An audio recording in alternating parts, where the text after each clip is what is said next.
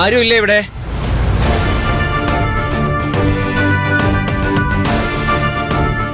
ആരാ? ഭാഗ്യം അമ്മയല്ല അനിയത്തിയാ വന്നത്. പ്രിയനൊരു കൊറിയർ ഉണ്ട്. ചേട്ടന് കൊറിയറോ? ആരയച്ചതാ?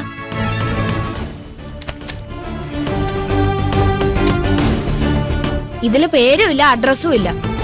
പ്രിയന്റെ ഒരു ഫ്രണ്ട് പ്രിയന് കൊടുക്കാൻ എന്റെ കൈ തന്നുവിട്ടതാ.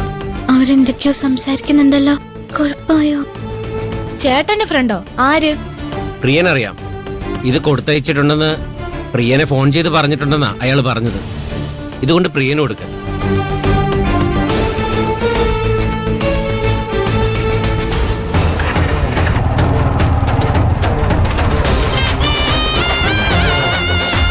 അനീറ്റയുടെ കയ്യിലാണ് കൊടുത്തത്.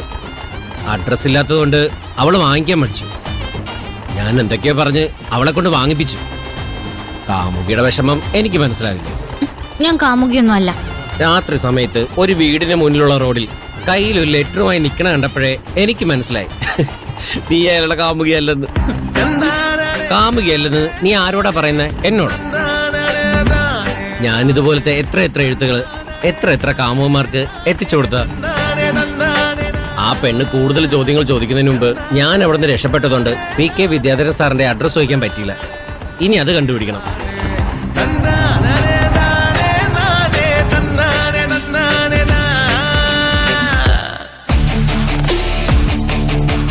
ചേട്ടന്റെ അഡ്രസ്സും ഇല്ല, കൊടുത്തയച്ച ആളുടെ അഡ്രസ്സും ഇല്ല. രണ്ടുപേരെ പേര് പോലും എഴുതിയിട്ടില്ല. ചേട്ടന് തല്ലിയവര് കൊടുത്തയച്ച ഭീഷണിക്കത്തൂലാണോ? ആണെങ്കി അത് വായിച്ച ഉടൻ വയ്യാത്തതാണെന്ന് പോലും നോക്കാതെ ചേട്ടനെ അവരെ ഓടിച്ചിട്ട് തരും. ഇതിലെന്താന്ന് തുറന്നു നോക്കാം. ചേട്ടന് കൊടുക്കാൻ പറ്റുന്നതാണെങ്കിൽ കൊടുക്കാം, ഭീഷണിക്കത്ത് വല്ലതും ആണെങ്കിൽ നശിപ്പിക്കാം.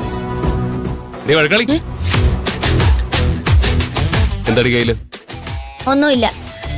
ഒന്നുമില്ലേ? ഒന്നുമില്ലെങ്കിൽ പിന്നെ നീ എന്തിനാ എന്നെ കണ്ടപ്പോ ഒളിപ്പിച്ചത്? കാണട്ടെ, ഇതാ. ഒന്നുമില്ല ഏട്ടാ. നിന്നോട് തല്ലുകൂടാനൊന്നും എന്നെ കൊണ്ട് വയ്യ.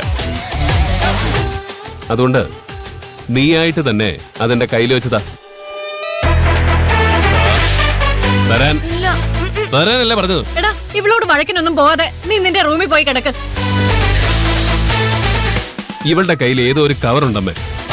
അന്നാ ഗ്രീറ്റിംഗ് കാർഡ് കൊടുത്ത പയ്യൻ ഇവക്ക് കൊറിയർ അയച്ചാണെന്ന് തോന്നുന്നേ. ഞാൻ ചോദിച്ചിട്ട് തരുന്നില്ല. അതെന്റെ കൈ തരാൻ അമ്മ എന്നെ പറഞ്ഞേ. നിനക്ക് കൊറിയർ വന്നോ? കൊറിയർ വന്നു, പക്ഷെ എനിക്കല്ല, ഇവനാ.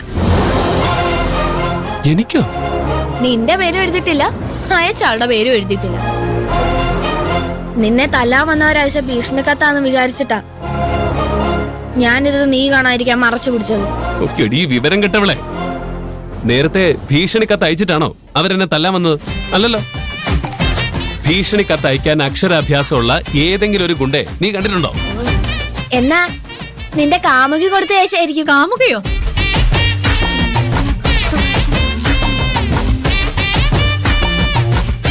കാമുകി തന്നെ ആയിരിക്കും. ഇവനെ തല്ലിയത് ആരാന്ന് അമ്മയ്ക്ക് മനസ്സിലായോ? ഇവന്റെ ശല്യം കാരണം പുറത്തു മുട്ടിയ ഏതോ പെൺകുട്ടിയുടെ ആംഗളമാരാ. ഇടയ്ക്ക് ഇങ്ങനെ കിട്ടിക്കൊണ്ടിരിക്കാൻ സാധ്യതയുണ്ട്. അതുകൊണ്ട് തുളസിയേച്ചിയെ കൊണ്ട് ഇവനെ വേഗം കടിച്ചു. എന്റെ മോനെ ഏതോ പെൺകുട്ടിയുടെ ആങ്ങളമാര് വന്ന് തല്ലിന്ന് പറഞ്ഞ ഞാൻ വിശ്വസിക്കില്ല. കേൾക്കുന്ന ആരും വിശ്വസിക്കില്ല. എന്റെ മോൻ പെൺകുട്ടികളെ സഹായിക്കേ ഉള്ളൂ, ശല്യം ചെയ്യില്ല. ആശുപത്രി നമ്മ ഇങ്ങനെ അല്ലല്ലോ പറഞ്ഞത്. ആശുപത്രി വെച്ചേ ഞാൻ ഇവനെ വല്ലതും പറഞ്ഞോ? അവളെയല്ലേ പറഞ്ഞത്. ചേട്ടൻ കേൾക്കൂന്നോർത്ത് അമ്മ പേടിച്ച് പറയാതിരിക്കൊന്നും വേണ്ട. ചേട്ടനോട് ഞാൻ എല്ലാം പറഞ്ഞു. ചേട്ടന് ഞാൻ എപ്പോഴും വഴക്ക് തന്നെ. പക്ഷേ എന്റെ ചേട്ടനിൽ നിന്ന് ഒരു കാര്യം മറച്ചു വെക്കാൻ എനിക്ക് കഴിയില്ല. ചേട്ടനെന്നെ മുത്ത. നീ എന്റെ മുത്താടി. ഓ മുത്ത്. 5 മിനിറ്റിനുള്ളിൽ രണ്ടും കൂടെ വീണ്ടും അടികൂടും. മോനെ നീ പോയി കിടക്ക്. തല അനക്കാതെ വെച്ചാലേ മുറിവ് വേഗം കരിയൂ. എടി, ചേട്ടനോട് വഴക്കൂടാതെ നീ പോയിരുന്നു വല്ലതും പഠിക്ക്. ഇന്ന ഏട്ടാ. ചെന്ന് കിടക്കും മോനെ. ഞാൻ കുറച്ചു കഴിഞ്ഞ് കിടന്നോളാം അമ്മേ.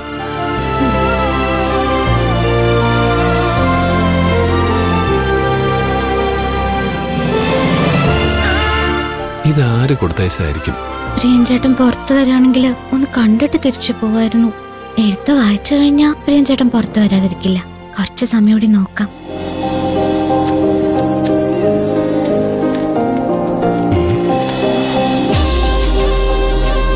ഞാൻ പാറുവിന് അയച്ചു കൊടുത്ത തൈലം പോലെ ഉണ്ടല്ലോ. ആരായിരിക്കും ഇത് കൊടുത്തയച്ചത്?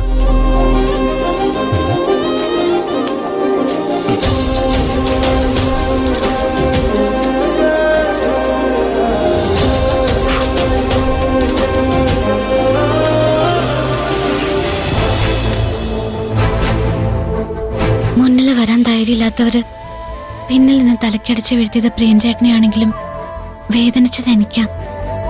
മുറിവേറ്റത് എന്റെ മനസ്സിനാ.